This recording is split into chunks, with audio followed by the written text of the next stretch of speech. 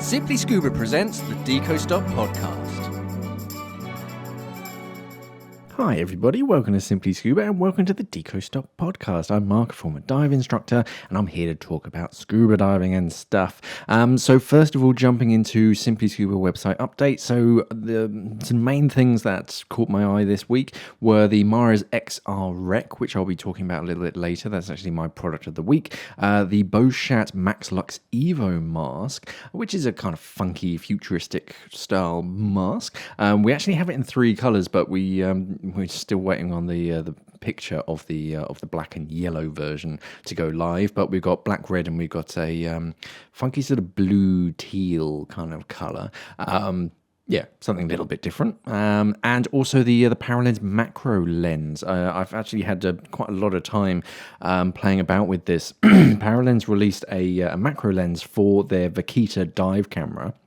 There's a flip-up mount, which is you have to buy that as a separate item, but I presume they sort of did it so that they can create extra lenses. It's not just this one, well, at the moment it's just the one lens, but going down the road, there's going to be other lenses that you can sort of swap it out for. But yeah, I had a good long sort of play with it, mainly due to memory cards. All of my micro SD cards, the little ones, some of them just will not play anymore. I'm really struggling to like reformat them to actually work anywhere. But nothing to do with the camera. It is just I've got them out of storage, and I don't know, they're broken or too old or whatever. But yeah, it is quite cool. And one of my main sort of gripes for the Vaquita when it first came out was you have to be quite far away from it to actually focus. But with this, you almost can't get too close. It's got a very shallow sort of field of focus. I think it's within like 10 centimeters or something. So to pick up the really small things, the really macro life on the reef and on wrecks and stuff, yeah, this is the lens for you. So yeah, if you like the small stuff, and because it's got that flip up, flip down sort of mechanism on the mount.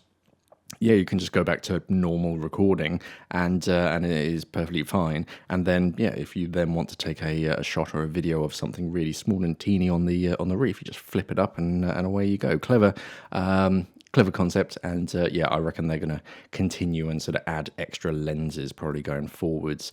Yeah.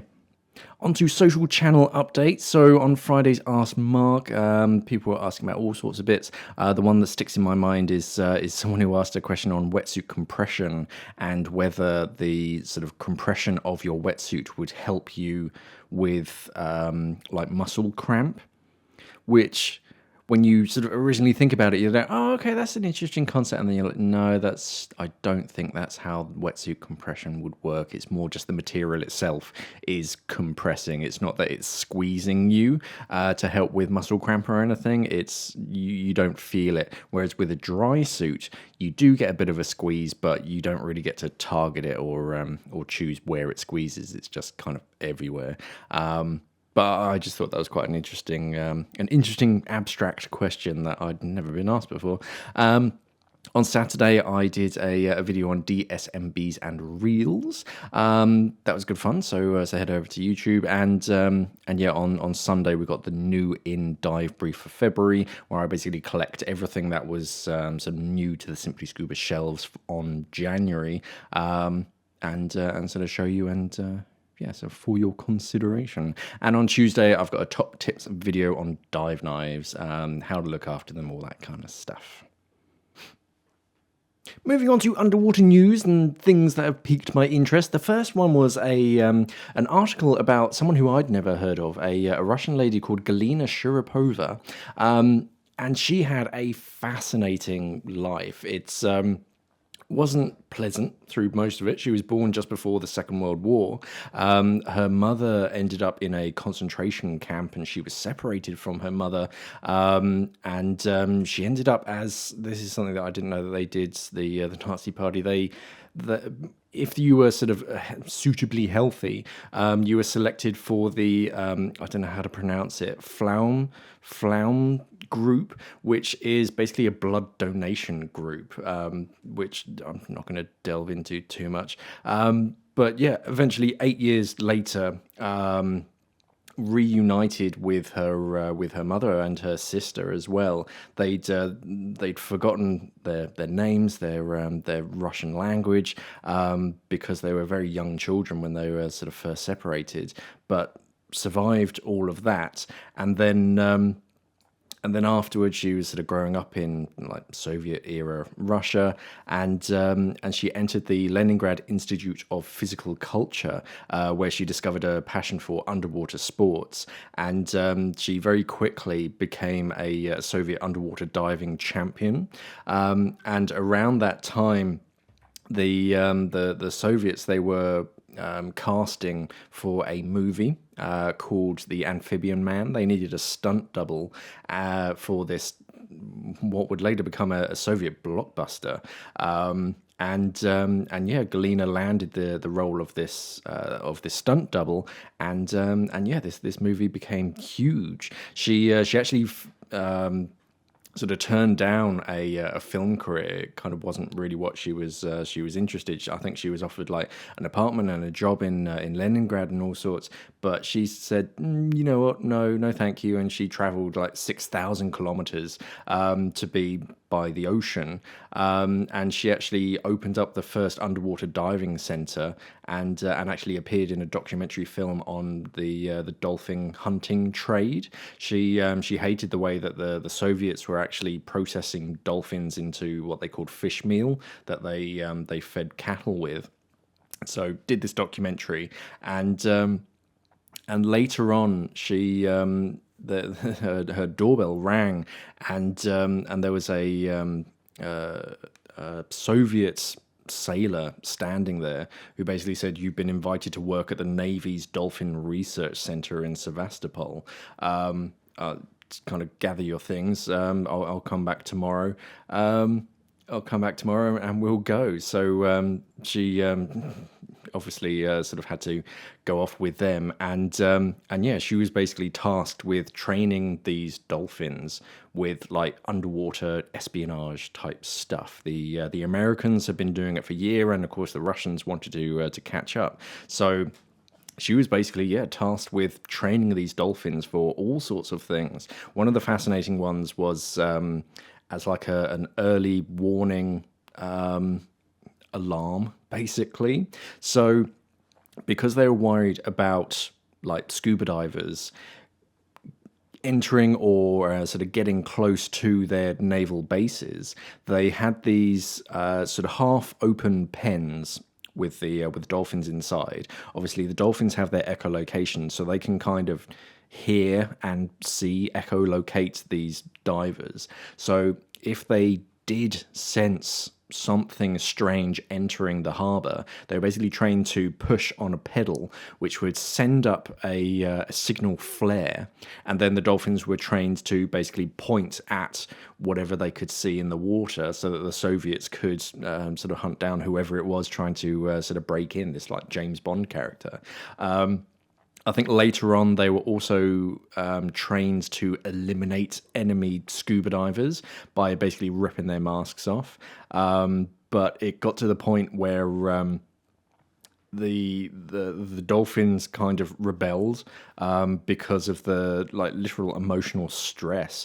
The dolphins kind of, once they figured out what they were doing, they were basically training them to rip off a diver's mask and then drag them up to the surface, so that then the soldiers or the Navy, whatever, could do whatever it was. But yeah, they were later trained to like either use devices to hurt the divers, but the dolphins kind of said, you know what, no, I'm all right for like sending up flares and pointing them out, but I don't want to do this anymore. And yeah, this sort of lady sort of went through all of this and trained these sort of dolphins to do all sorts of things. But yeah, I just thought it was an interesting sort of news story. There's going to be a link. I'll link down to the article down below. Yeah, I just thought it was quite interesting, sort of reading through her life and all of the complications that came from it. The next news story is a team of deep sea divers have managed to raise £24,000 for a cancer charity after completing a grueling cross-Atlantic ocean rowing challenge. It's the Talisker Whiskey Atlantic Challenge, where you basically have to row from the Canary Islands to Antigua, the West Indies, which is about 2,500 nautical miles. They spent, I think it was 37 days rowing, and of that, they spent about 1 hour in total not rowing. So they were rowing continuously. Not all four of them, obviously, they took it in shifts, but yeah, they had to stop for 20 minutes every now and then to basically clean the bottom of the boat, which would help with sort of drag resistance and all that kind of stuff. But yeah, so Chris Ayers, Andy Torr, Lewis Locke, and James Piper, also known as the Bubbleheads because they're commercial divers. They completed it. I think they were 6th overall, which is pretty darn good. And yeah, so it took a total of 37 days, 12 hours, and 45 minutes. Starting at the Canary Islands and finishing in Antigua. Yeah, it's sort of high waves, everything that you can imagine crossing the Atlantic. I think their boat almost sort of capsized once by the sounds of it, and by the sounds of it, they're just like you just didn't have time to panic. You just got on with it. Just had to fix the problem. Very commercial diver thing. Don't panic. We just got to get stuff done. But yeah, congratulations to them. They were saying, yeah, it was tough because they're rowing continuously. They reckon they were burning over 10,000 calories a day. So actually trying to eat enough calories, consume enough calories to cover that was pretty tough. But yeah, they managed to raise a lot of money for charity. I'll put a link down in the sort of description below so you can see how well they've done. But yeah, well done, lads. The next news story is a questionnaire that would be really helpful if everybody could fill out, basically. It's pretty quick. It's from a qualified doctor and GP trainee who's working on their master's degree at the University of Plymouth. She's asking for assistance from as many scuba divers as possible to fill out a survey regarding how COVID-19, sorry, I have to mention its name, how that's affected your scuba diving. It's pretty quick. It only takes about 15 minutes. It's completely anonymous as well. Doesn't even ask for your email address or name or anything. And yeah, it basically runs through your diving history and yeah, sort of 2019, 2020, 2021, how that's been affected. It's quite handy if you have your logbook with you because it does ask like maximum diving depths and a number of dives over the year and whatnot. But yeah, I just did it myself. Yeah, it is pretty quick and easy, and it just sort of goes through that and your sort of overall training history, all that kind of stuff. But it's going to be useful for research into the area to sort of benchmark the normal diving habits across the UK prior to COVID-19, and then help researchers understand divers' attitudes to associated risks throughout the pandemic. Yeah. I mean, you can spend a lot of time in it. There's it's the usual. Oh, I strongly agree. I disagree. All that kind of stuff. But on some of them, you do have an option to elaborate, which I probably spent most of the time on, just clickety clacking, tapping away on that. But yeah, I'll put a link down in the description below. Grab your logbook, and it'll be really helpful if you could fill that out for them. And moving on to my product of the week. Sorry, it was kind of a slow news week. I couldn't find much else except somewhere in on Lake Superior. Apparently, the local mayor is in trouble because he went online. And he was saying that he was going to build an underwater hotel or something with some anonymous billionaire or something. He's all into like cryptocurrency and all that kind of stuff, so he's getting in a bit of hot water for it. I can't really imagine an underwater hotel in Lake Superior. I can't imagine the view is that stunning for most of the year. But anyway, yeah, it was kind of a quiet news period. So I'm going to jump into the product of the week, which this week is the Mars XR Rec Silver Single Back Mount Set. So this is basically a complete backplate harness wing BCD setup. It's great for single cylinder diving. If you're thinking about getting into more technical diving, backplate harness and wing kind of thing, where you can customize it a bit more, this is going to be a great like foundation for you. The main foundation is a 3mm aluminium backplate, which gives you plenty of flexibility going forwards. So if you did want to eventually move on to twin sets or something, then you can swap the wing out. You can customize it to your heart's content. That is padded. So this is great for warmer waters. Sure, you can dive it without all of the padding, but if you're just wearing like a rash vest or something, a little padding goes a long way, which is quite nice. The harness itself is verging on DIR. It has one brake in it, and a brake is just like a pinch clip, basically. But it's not just any pinch clip. It's one of those metal, like mil-spec army pinch clips. So low profile. It's aluminium. It's got that matte black finish to it. So it is adjustable, but only on one shoulder strap, which I think is quite nice. It's that good. I can't think of the word, but where basically, yeah, it is a concession. You're like, okay, so this one strap, your right hand shoulder strap, is just one single piece of webbing harness. So that's the perfect length. But to make your life a little bit easier to get in and out of it, the left strap does have a break in it, so you can get in and out a little bit easier.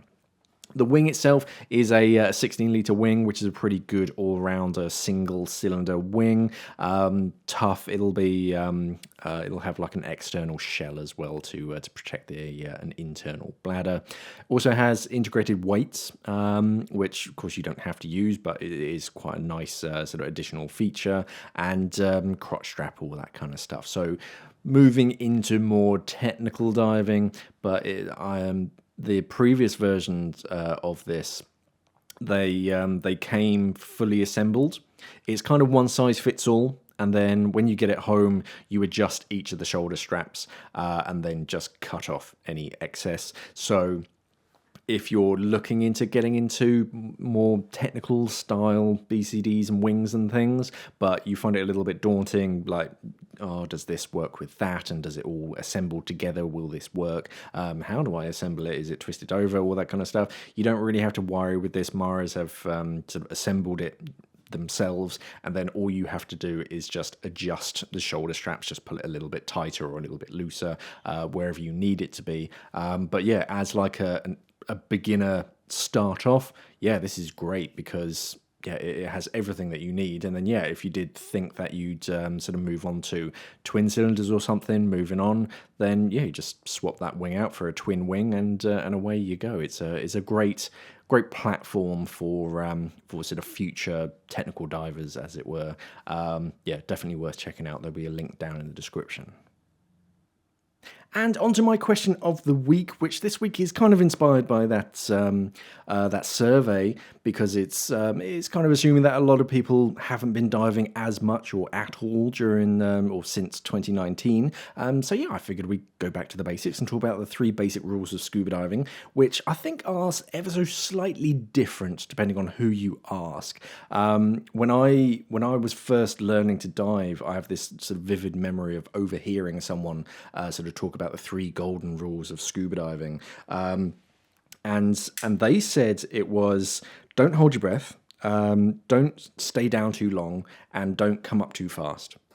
Which are kind of the usuals.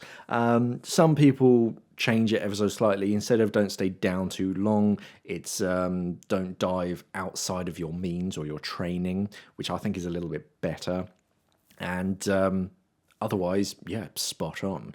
Don't hold your breath. That one's always, in my mind, had an asterisk next to it, because it's when you're first learning to dive, you kind of need to have that definitive, right, do not hold your breath, just breathe normally, everything will be fine. If you do hold your breath and ascends, then you can damage your lungs, all that kind of stuff. So it's always never hold your breath, just breathe normally. But in some circumstances, obviously, you can hold your breath. It's as long as you don't hold your breath and ascend, because that's where it's dangerous. I think that's where some people get confused because they're so like almost religiously, no. I was always taught to never, ever, ever hold my breath. But the main reason why you're told not to hold your breath is because when you're first starting out, if you do hold your breath, one, you're going to start ascending, which is going to run into a runaway ascent. And two, as you ascend, as you're holding your breath, that gas in your lungs is going to start to expand and you're going to hurt yourself. So the main sort of thing is that whilst no, I probably wouldn't change any of the training, I'd still leave it as don't hold your breath. Continue to just breathe normally as you would on the surface and everything will be fine.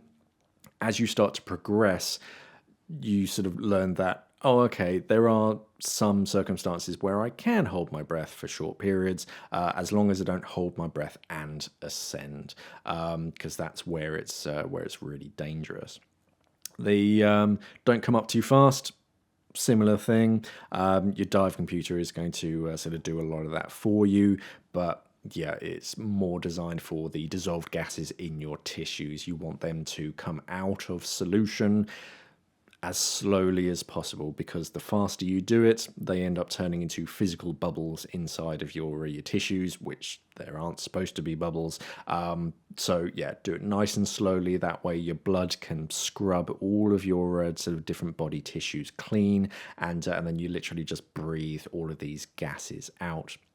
Remember that some tissues are going to be fast tissues, some are slow, so it takes a little bit longer for some of the gases to come out of solution, and vice versa. Some of them is very quick. So yeah, just do as your dive computer tells you, basically, and try to be as conservative as possible. There's no point in like getting right up to the limit and saying, oh, okay, just watching that like final safety stop or whatever, waiting for those seconds to count down. And as soon as it gets to zero, you just bolt straight up to the surface. No, take it easy. Just take it slow. If you still got gas, take it easy. There's no rush up to the surface, and don't dive outside of your means is the real like big one for me, because some people don't have that like internal limiter, that warning sign.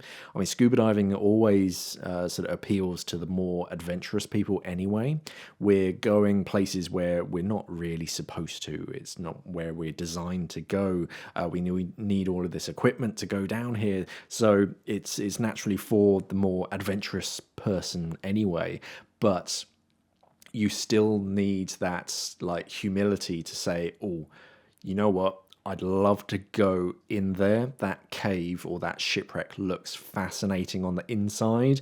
I'm sure I'd fit through that hole. Wouldn't it be wonderful to sort of see what's inside? However, I don't have the equipment. I don't have the training. I'm not like geared up for that specific dive. I'll come back later, is what I think a lot of sort of scuba divers need to have in the back of their mind, of use it as a goal, an aspiration of, yeah, I'd love to go in there, but I don't have the training. When I go back to shore, I'm going to find an instructor, I'm going to find a course who's going to teach me how to do that safely. I'm going to get the correct equipment, and then I'm going to come back, and then I am going to go in there or go down there, because even though it might look perfectly safe, or okay, it's only like 5 meters down, I'll go down and I'll take a picture of that shell, whatever it is. It's not just an extra 5 meters, because a lot can change in that depth, especially when you're getting deeper down. So yeah, you do need to have that internal monologue and that resistance to any kind of peer pressure to say, you know what, not today, but yeah, I'm willing to come back later after I've got everything that I need, and then I can continue. And that's the real important thing, that you realize your limits and you don't go beyond them. And that's it for this podcast for the week. Yeah, it was pretty quick. This one it's that weird time of year. It's I always think of it like the calm before the storm, because I know that a lot of new equipment is due to arrive in February, because the manufacturers have been like ramping up and getting everything ready over the sort of winter Christmas period. And now we're in 2022. They're starting to release their new sort of lineups. I mean, Fourth Element announced their Scout mask. They've got a new range of sort of underwater equipment coming. So yeah, that's going to be very interesting. Yeah, again, sort of subscribe, and I'll sort of mention them, and I'll release the videos over on the YouTube channel so that you can see them. As soon as I get my hands on them, I think they're in the post at the moment. They're due to arrive any day now. A very different way of just diving masks. Normally, I'll talk about it later. They're very clever. It's definitely worth looking at the Fourth Element Scout mask. Very different. It's typical Fourth Element. They don't always go like straight down the usual avenue. They've got to make it environmentally friendly. The strap itself is made out of just all sorts of different recycled materials from like car parts and things, all sorts of sort of very eco-friendly stuff, to just, you get 4 different choices of lenses and lens treatments. So for different places and different diving scenarios, you can sort of have different diving mask lenses. Very cool. But yeah, head over to simplyscuba.com and it'll sort of pop up shortly. Thank you for listening, everybody. If you got any questions, comments, queries, or even corrections, let me know in any sort of comments section wherever you found it. YouTube's usually the best place, and if you have any specific questions that you want me to elaborate on, if you use the hashtag #AskMark in your comment, either at the beginning or the end of the question, and that way it pops up at the top of my feed, basically. And don't forget to rate us and subscribe wherever you're listening. Yeah, head over to simplyscuba.com. Yeah, this is a really exciting time of year. We actually have a new in section, so all the newest releases all go in there, and it's all filtered by newest first. So you're going to see all the shiny new stuff first. Yeah, and that's it for the week. Thank you for listening, everybody, and of course, safe diving.